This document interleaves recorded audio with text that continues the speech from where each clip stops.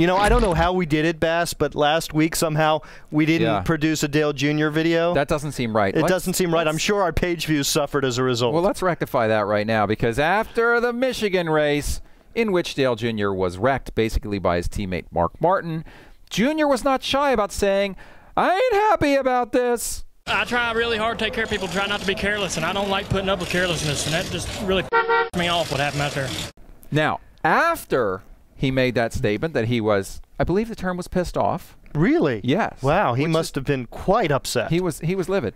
He went and talked to Mark, or rather Mark came and talked to him and gave him an explanation of what happened, which was good enough for Dale Jr. I want to finish where I'm supposed to finish, and that didn't happen today, so I was real PO'd about it. I'm good, right? But Mark come give me a good explanation, and I believe it, and this is the end of it. So what are we to make of this? Obviously what happened is Mark got into Jr. and knocked him into the wall. Dale Jr. was looking at least a top 10, maybe a top 5 at Michigan. Well, and I think that's the good thing about Junior's frustration. It isn't sort of the depressing frustration of struggling week in and week out like we've seen the past couple of seasons. This frustration was because he had a good car, a car that he knew he could probably get a top 10 if not a top 5 with, and he was denied that finish, perhaps from reasons not of his own making. And so that's why he was frustrated. So I think that's a positive sort of frustration coming out of the 88 camp, as opposed to what we've been seeing in 2010, 2009. Obviously, you want the finish. I mean, you want the top 10 finish. That's what he's been so very good at this year. And I don't think Junior really had a car to win the race. But what the pattern we saw without the incident was pretty much the same pattern we've seen throughout these races and throughout this season, which is Junior might struggle at some point in the race or might not be that fast somewhere for part of the race.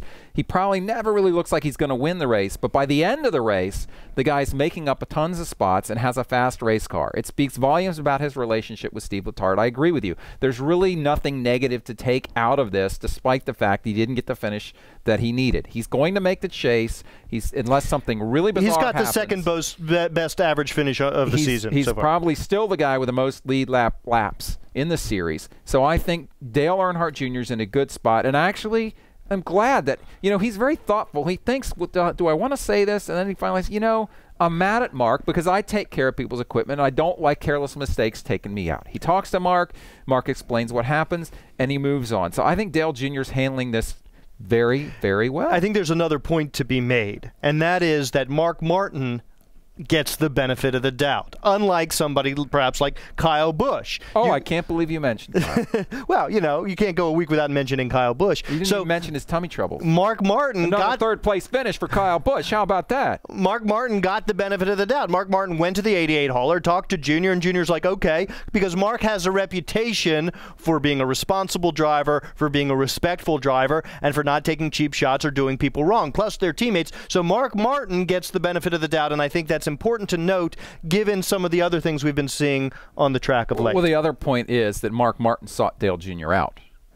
Because a reporter told him that Junior was upset. Mad, Mark didn't even know Junior was mad. Right, because he figured, hey, it's racing and these things happen, and Junior was ticked off because he thought he could get a really good finish. I think all that's good.